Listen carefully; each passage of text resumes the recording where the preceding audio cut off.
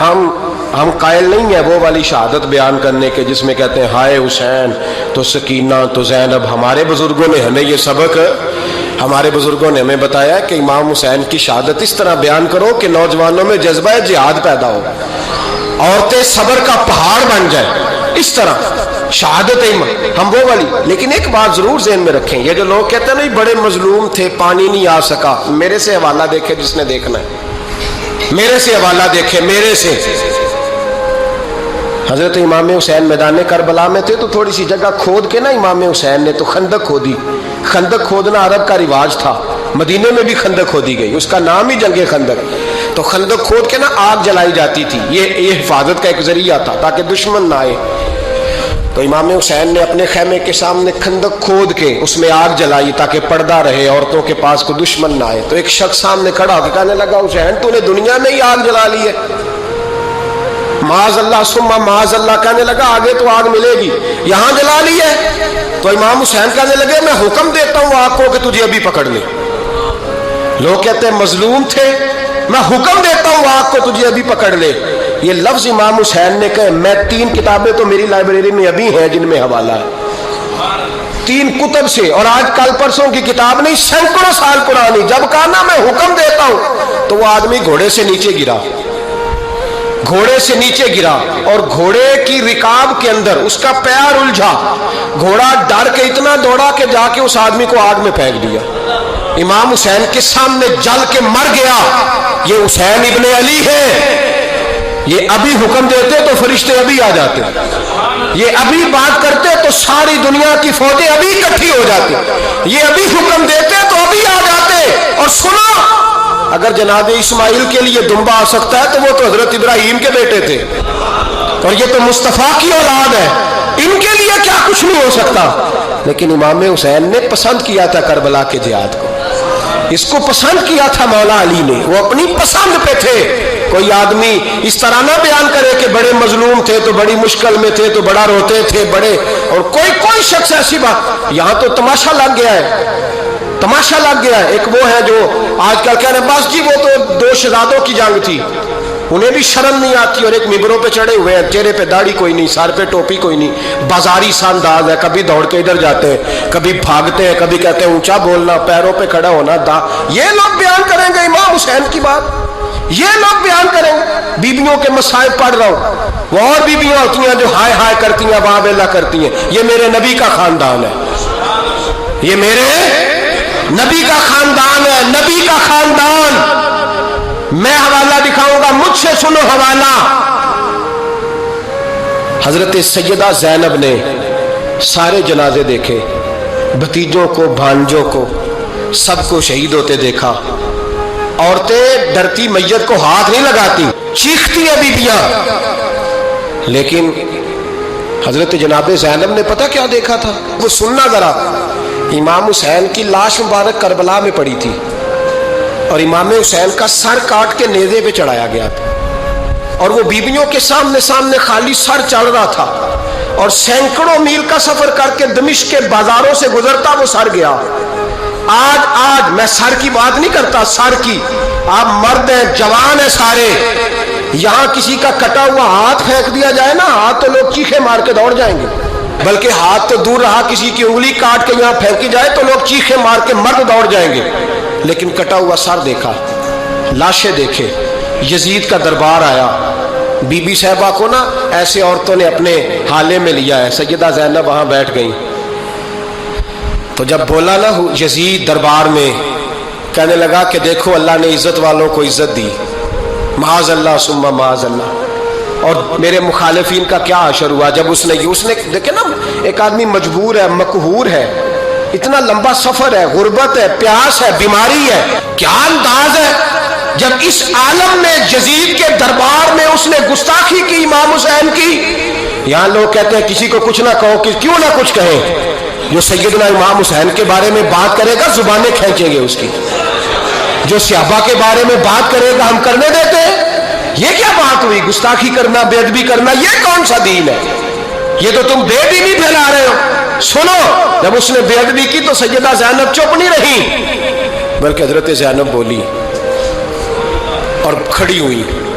اور آپ نے تلاوت کی قرآن مجید کی اور آیتیں پڑھی، کہنے لگی وَتُعِزُّ مَن تَشَاءُ وَتُذِلُّ مَن تَشَاءُ بِیَدِکَ الْخَیْرُ، اور آپ فرمانے لگی یزید تو کہتا ہے تیرے مخالفین پسپا ہو گئے، تجھے عزت ملی؟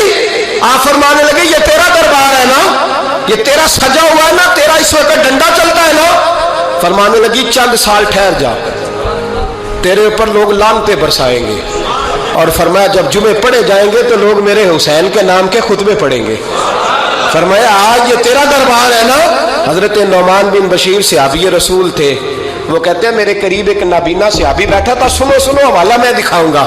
کہنے لگے میرے قریب اس وقت یزید کے دربار میں ایک نابینا صحابی بیٹھے تھے، جب بی بی زینب نے یہ بات کی نا تو وہ نابینا صحابی میرا ہاتھ پکڑ کے کہنے لگے نعمان علی آ گئے ہیں، یہ تو علی کی آواز ہے، علی آ گئے۔ جبریل امی بول رہے ہو جیسے حکمت کے گوہر رول رہے ہو جیسے، دربار دمشق میں وہ زینب کا خطاب منبر پہ علی بول رہے ہو جیسے۔ کہنے لگے علی آ گئے، علی، یہ تو علی کی آواز ہے۔ جناب نعمان بن بشیر کہنے لگے نہیں، علی جب بولتے تھے تو بڑا رنگ ہوتا تھا، ابھی تو زینب کھل کے بول ہی نہیں رہی، ابھی تو زینب ستائی ہوئی ہے، ابھی تو زینب زخم کھا کے آئی ہے، ابھی تو زینب پیاسی ہے۔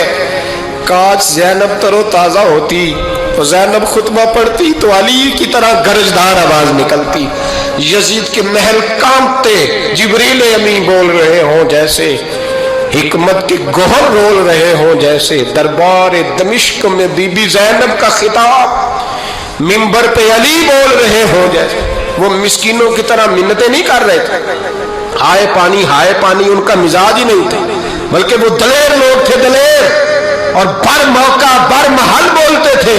یزید آیا دربار میں، جب یہ سارا قافلہ وہاں پہنچا تو یزید دربار میں آیا،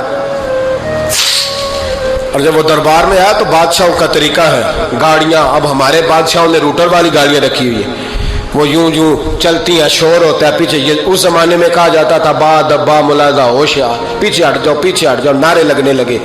تو یزید کا ایک ناخلف بیٹا امام زین العابدین سے کہنے لگا تیرا باپ کہاں ہے؟ دیکھ یہ میرے باپ دادا کے نعرے، دیکھ میرے باپ کے نعرے، تیرے کدھر ہے؟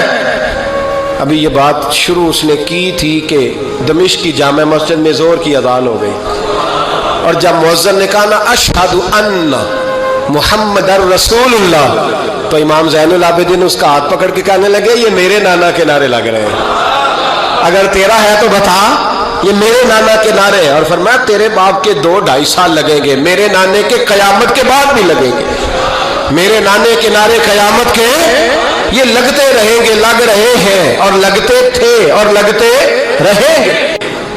ابن جوزی نے لکھا ہے سینکڑوں سال پہلے، آج کے کسی عالم کی بات بتاتا تو لوگ انکار کرتے، سینکڑوں سال، کہتے ہیں بلخ میں قحط پڑ گیا، لوگ ہجرت کر کے سمرقند آ گئے، ایک سیدوں کا خاندان بھی آیا، ایک ایسی خاتون بھی آئی جس کے ساتھ 3 بیٹیاں تھی، بیٹا بھی کوئی نہیں، خاوند فوت ہو گیا۔ مسجد کے ساتھ مہمان خانے بنے ہوتے تھے، وہاں اس نے بچوں کو ٹھہرایا اور نکلی سمرقند میں کہ کوئی آدمی مل جائے۔ تو وہ سیٹھ صاحب، چودھری صاحب کہنے لگے مجھے کیسے پتا چلے گا تو سید ہے؟ مجھے بتاؤ، کسی کو چوک میں کھڑا کر کے کہا جائے بتاؤ تو کون ہوتا ہے، اس شخص کا کیا اشر ہوتا ہے، کیا حال ہوتا ہے؟ کہا کیسے پتا چلے گا؟ تو سید زادی نے اپنا پلو کھولا اور اپنے آنسو دونوں آنکھوں سے صاف کیے، تو کہنے لگی اللہ تیرا بھلا کرے، میں ثابت نہیں کر سکتی کہ میں حضور کا خاندان، میرے پاس کوئی دلیل نہیں، میں نہیں بتا سکتی۔ چل ٹھیک ہے، چلی گئی۔ کسی نے بتایا کہ یہاں ایک یہودی بھی رہتا ہے، وہ بڑا سخی ہے، یا آتش پرست ہے یا پارسی ہے کافر غیر، سخی بڑا ہے۔ اس کے پاس گئی، بیٹھی رہی، لوگ بیٹھے تھے، جب چلے گئے تو قریب گئی، کہنے لگی مجبور ہوں، پریشان ہوں، غریب نہیں ہوں۔ کہنے لگا بی بی تجھے کبھی دیکھا نہیں، سمرقند کی اتنی آبادی نہیں، میں سارے شہر، تو کون ہے؟ تو کہنے لگی تعارف نہ ہی پوچھے تو اچھا ہے۔ اس نے کہا چلو اگر پتہ چل جائے تو۔ کہنے لگی میں مسلمانوں کے نبی کی اولاد ہوں، مسلمانوں۔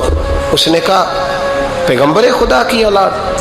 اٹھ کے کھڑا ہو گیا, بیوی کو ساتھ لیا, گھر گیا, کہنے لگا جو صاف ستھرا کمرہ ہے نا اسے پھر دھو ڈالو, ایک دفعہ پھر دھو ڈالو. کمرہ دھلایا, صاف کرایا. پھر کہنے لگا بی بی میرے برتن زیادہ صاف ستھرے نہیں, میں نئے نہ خرید کے لا دوں. پھر نئے برتن لایا. پھر اپنے بچوں سے کہنے لگا اونچا نہ بھولنا کہ سیدہ فاطمہ کی شہزادیاں آئی ہیں, یہاں کوئی شخص اونچی بات نہ کرے. پھر کہنے لگا بی بی جو میرا بالکل طیب اور حلال رزق ہے نا یہ اس میں سے لنگر ہے, لیکن چونکہ میں غیر مسلم ہوں مجھے سلیقے نہیں آتے, جیسا تیسا بھی ہو نا اسے قبول کر لینا.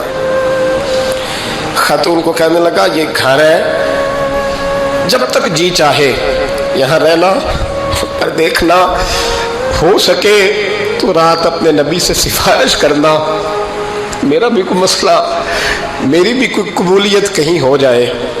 وہ مسلمان کہلانے والا رات کو سویا, کہتے جنت سجی ہوئی ہے, لوگ جنت میں جا رہے ہیں, لائنیں لگی ہوئی ہیں, نبی پاک لوگوں کو جنت میں بھیج رہے ہیں. میں بھی دوڑ کے لائن میں لگ گیا, فرشتے نے میرا بازو پکڑا, کا پیچھے ہٹ. تو میں دوڑ کے حضور کی بارگاہ میں گیا, میں حضور سارے جنت میں جا رہے ہیں, یہ مجھے نہیں جانے دیتا. تو نبی پاک نے فرمایا تو کون ہے؟ کہ یا رسول اللہ میں مسلمان ہوں. کہتے حضور مجھ سے فرمانے لگے کوئی دلیل ہے تیرے پاس, دلیل ہے کوئی تیرے پاس؟ میں چپ کر گیا. فرمایا میری بیٹی اگر تیرے دروازے پر آ ہی گئی تھی تو دلیلیں پوچھنے لگ گیا تھا. میں جا دوڑ جا. سویرے آنکھ کھلی تو گلیوں میں ڈھونڈتا پھرتا ہے, تلاش کرتا پھرتا ہے, کونے کونے میں جاتا ہے وہ سادات کا گھرانہ کہاں گیا. ڈھونڈتے ڈھونڈتے اس غیر مسلم کے دروازے پہ جا کے پہچان لیا. تو کہنے لگا خدا کا واسطہ جو تو نے نوکری کی ہے نا ان کی مجھ سے 11 گنا لے لے, یہ سادات کا گھر مجھے دے دے. تو کہنے لگا کل تو آتا تو شاید بات اور ہوتی, آج بات اور ہے. اس نے کہا مہربانی کر. کہا نہیں کل تو آتا تو معاملہ اور تھا, آج معاملہ آج اور ہے, رنگ بدل گیا ہے, حالات تبدیل ہو گئے ہیں, اب تو دیکھ تاک کے آیا, جا دوڑ جا. کہنے لگا نہیں مہربانی کر دے دے, تو غیر مسلم میں تیرا کیا تعلق؟ کہنے لگا چپ کر, غیر مسلم میں کل تک تھا, کل سے سجدوں سے پیار کیا ہے تو میرے حالات سنور گئے ہیں. وہ جو نظارے تو نے رات خواب میں دیکھے ہیں میں نے جاگتی آنکھوں سے دیکھے ہیں, میں نے جاگتی آنکھوں سے. اور تو نے کسی مفتی پیر عالم کے ہاتھ پہ کلمہ پڑھا ہے, میں نے رات محمد عربی کے ہاتھ پہ کلمہ پڑھا. میرے بھائی یاد رکھو دلیری ہمت, پہلی بات ان سے پیار کرنا ہے. دوسرا ان کی ہمت, ان کا مقام دلیری کرنا ہے, ان کا کام ہمت کرنا ہے, ان کا کام ڈٹ جانا ہے. کمزوری دکھانا اہل بیت کا طریقہ ہوتی. حضرت عباس کے بازوؤں میں درد ہوتی, جناب زینب پھر پریشان ہوتی ہیں کہ ہم تو اس بے حیائی کے خلاف لڑے اور امت ابھی یہ گند کر رہی ہے. جو چوکوں میں کھڑا ہوتا ہے نا عورتوں کو تاڑتا ہے وہ یزید کے طریقے پہ عمل کرتا ہے. یہ دلائل ہے, آپ سوچ لیں, اندازہ کر لیں کہ ہم نے کس جماعت میں کھڑے ہونا ہے. اس لیے گند سارا نکالیں. امام حسین کا ایک پیغام آج اپنانا بڑا ضروری ہے. امام حسین نے سر سجدے میں کٹایا اور قرآن کی تلاوت نیزے کی نوک پہ بھی جاری رہی ہے. اس لیے آج کم از کم 10 نفل امام حسین کی سنت سمجھ کے ضرور پڑھیں گے انشاءاللہ. جنہوں نے روزہ رکھا ہے بڑا اچھا کیا ہے, چلو جو نہیں رکھ سکے پھر بھی نفلی ہے, کوئی فرض نہیں. کم از کم 3 دفعہ سورت یاسین کی تلاوت آج ضروری ہے. امام حسین کے لیے کریں گے انشاءاللہ تعالی. اگر وہ نیزے کی نوک پہ پڑھ سکتے ہیں تو آپ ان کی خاطر بھی تو پڑھ ہی سکتے ہیں نا. تو بہت ضروری کام آج نفل پڑھنا ہے اور بہت ضروری کام آج قرآن پاک کی تلاوت کریں گے انشاءاللہ تعالی.